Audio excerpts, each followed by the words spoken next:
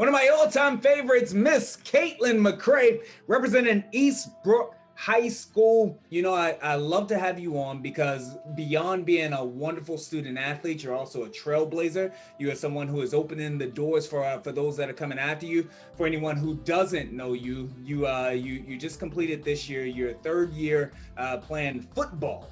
What was this year like though? Because before it was, you know, it was romantic. It's a girl playing football, etc. But this year, kind of the bloom was off of the rose. This was for real. What was this year like? It was definitely very different with COVID. We weren't sure if we were even going to have a season at first, but luckily we were able to have the start of the season and make it all the way to our second round of sectionals this year. All of us were grateful enough to have a season. And you bring up a great point because here in the DMV, the DC, Maryland, Virginia area, we have not, we haven't had really any high school sports since March the 12th of last year. So battling through COVID, what was that experience like? What will you remember from playing football in COVID? I will definitely remember with it being my last year, with the whole contact tracing that our high school does.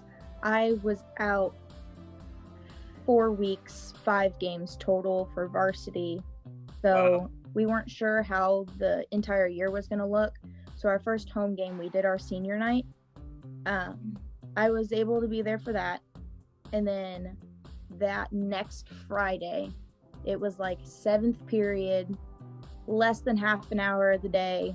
They called my classroom. It was like Kaitlyn was apparently around someone. She's got to go home for 2 weeks. So I went home, and obviously I got in my car and I called my mom, and I was just like they just sent me home. I had no idea. I had no idea what was going through my head. It was awful.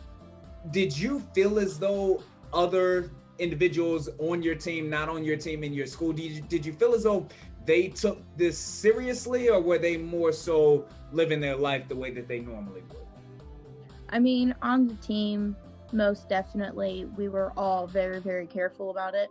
We didn't want our entire football season to just be gone. Right. They take it pretty serious even in school now too. Yeah.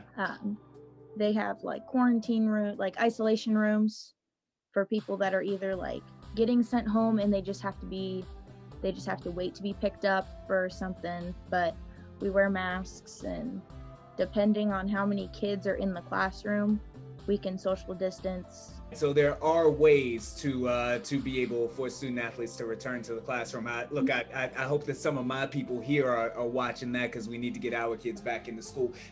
Again, 2020 may have been a very challenging year, but there were some outstanding moments. I know that one that probably hit home with you, of course, was when Vanderbilt kicker Sarah Fuller became the first young lady to participate in a Power 5 football game. What was going through your mind? What did you feel when you saw that? So the first time I saw it, I was just my mind was blown. I had no words. I was like, you know what? My mom asked me, she's like, what do you think of that? And I was just like, I go, that's amazing. I had no other way to put it into words. I was very, very proud of her. And there was one post that I saw that they would just bash her. Yeah. And I mean, that's all that was going on. So I was me, and I was like, you know what? I'm proud of her. I go, you guys can talk all you want. I go, but me, and I guarantee that there are other girls out there that are you know what? That are very, very proud of her. Absolutely.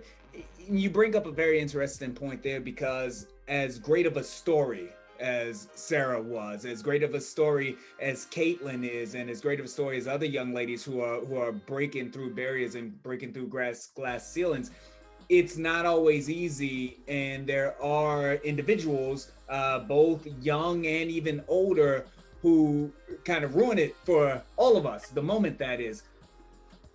Where would you like to see us as a society be able to grow when it comes to young ladies crossing these barriers and playing sports traditionally for boys? There's going to be girls out there that would want to play football or would want to play a more male dominant sport, and there's going to be guys out there that would like to play a more female dominant sport such as volleyball or anything like that. So I think it's one of those things that's gonna end up happening, and I don't want to say that as a society we're just gonna have to, I don't want to say get over it, but encourage each other and let everybody else know that it's okay. Do you consider yourself a role model? I would like to say yes, because there are a lot of young girls that are at like the elementary school that I go there every morning, and I'm kind of like, I'm a cadet teacher. So, and there's little girls that would go to the high school games on Friday nights, and they'd see me in the hallway and be like, "Oh my gosh, that's her. I know her. I know her."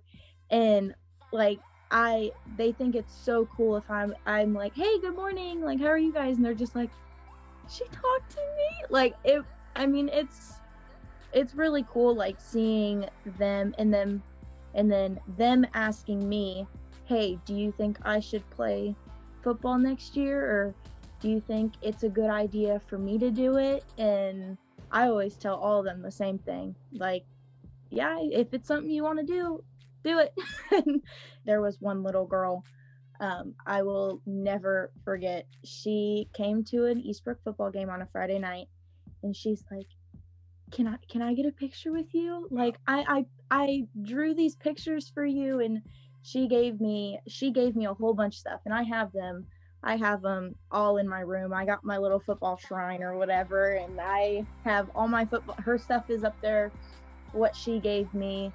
And then she's just like, can I have a basketball game on Saturday morning, like, can you go? So I was fortunate enough to be able to go watch her play basketball, and I watched one of her football games, and she saw me on the court and she saw me on the field, and she just like lit up, and that made me happy.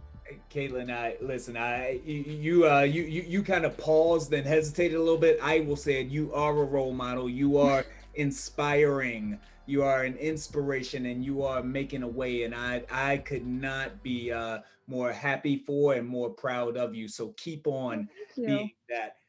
Kaitlyn, it has been an absolute honor. It's been a pleasure to know you over the last few years. Thank you for everything that you've done, not only for the people there in your town, but for those around the nation who are watching you right now. I appreciate it. Thank you so much. Ricardo Report, bruh.